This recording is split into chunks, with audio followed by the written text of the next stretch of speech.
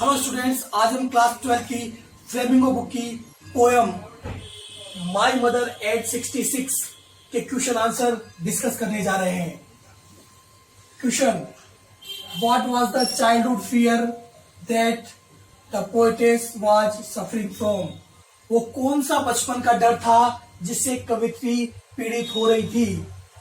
The poetess was suffering from the fear of losing her mother as she had very old.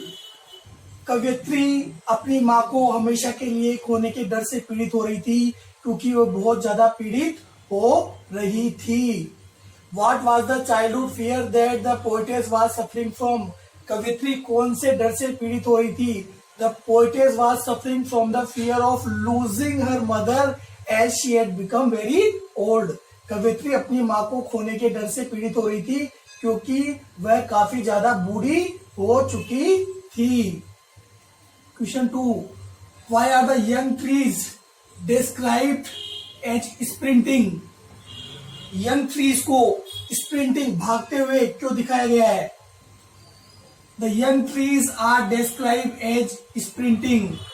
Young trees को भागते हुए दिखाया गया है because the poetess is seeing at them from the running car.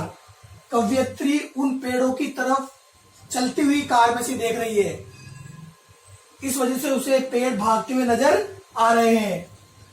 The poetess implies, कवित्री का ये भावार्थ है here that the youth passes very quickly. जवानी बहुत जल्दी गुजर जाती है कि उसकी माँ जवानी से बुढ़ापे में कन्वर्ट हो गई, उसे पता भी नहीं चला।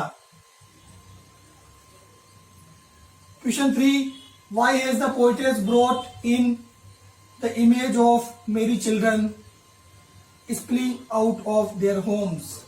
कवित्री अपने दिमाग में खुशमिजाज बच्चों की इमेज क्यों लाती है जो अपने घरों से बाहर निकल रहे हैं? The poetess has brought in the image of merry children spilling out of their homes. कवित्री अपने दिमाग में खुशमिजाज बच्चों की चित्र दिमाग में लाती है to divert her mind from the fear of losing her mother. अपने दिमाग को डाइवर्ट करने के लिए, किससे? अपनी माँ को खोने के डर से। Why has the poetess brought in the image of merry children spilling out of their homes? कवित्री खुशमिजाज बच्चों की छवि अपने दिमाग में क्यों लाती है जो घरों से बाहर निकल रहे हैं? The poetess has brought in the image of merry children spilling out of their homes to divert her mind, अपने माइंड को डाइवर्ट करने के लिए, from the fear of losing her mother, अपनी माँ को हमेशा के लिए खोने के डर से। Question 4: Why has the mother been compared to late winter's moon? कवित्री की माँ को देर रात के अर्धरात्रि के चंद्रमा से क्यों कंपेयर किया गया है?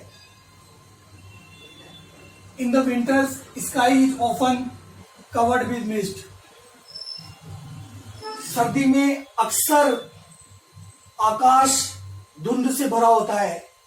So the moon looks pale, vain and sickly. इसलिए चंद्रमा पीला, वेन, रंगहीन और सिकली, बीमार सा प्रतीत होता है। The poetess mother also looks old, weak and lifeless. और कवित्री की मदर भी कैसी दिखाई देती है? और बूढ़ी, वीक, कमजोर एंड लाइफलेस, निर्जीव। So mother has been compared with the late winter's moon. इसलिए मदर की तुलना किससे की गई है? अर्धरात्रि के चंद्रमा से की गई है। Why has the mother been compared to the late winter's moon? Mother की तुलना लेट विंटर मून से क्यों हुई है? In winter the sky is often covered in mist. अक्सर सर्दी में आकाश धुंध से भरा होता है। So the moon looks pale, wan and sickly. इसलिए मून कैसा दिखाई देता है? Pale, wan and sickly. The poetess mother also looks old, weak and lifeless. So the mother has been compared with the late winter's moon. Question 5: what do the parting words of the poetess and her smile signify? कवित्री के जो parting words है, सी you मा सून, और उसकी smile क्या दर्शा रही है? The parting words of the poetess and her smile signify her hope to see her mother in future, कि वह भविष्य में फिर से अपनी माँ को देख पाएगी. Where was the poetess going and with whom? कवित्री कहाँ जा रही थी और किसके साथ जा रही थी? The poetess was going to Cochin to catch a flight at the airport. कवित्री Cochin जा रही थी एयरपोर्ट से फ्लाइट पकड़ने के लिए. She was accompanied by her mother. और वो किसके साथ थी? वो अपनी मदर के साथ थी. What is the childhood fear that the poetess is suffering from? The poetess is suffering from the fear of losing her mother forever.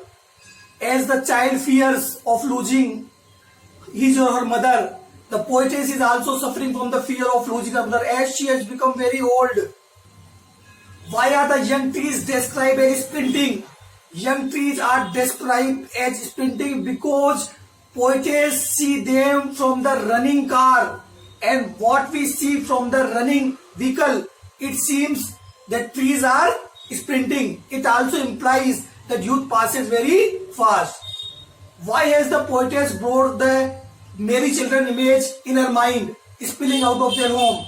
The poetess has brought the image of merry children spilling out of their homes to divert her mind from the fear of losing her mother.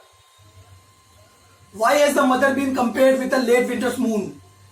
Often in the late winter, sky is covered with mist, so it looks wan, dimly and sickly.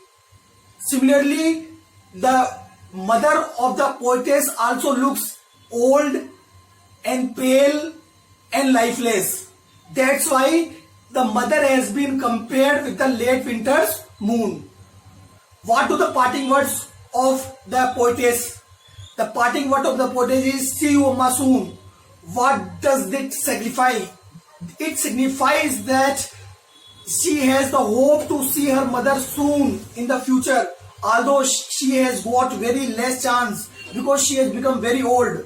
But still, she hides her pain under her smile and shows that she will soon meet with her mother in future.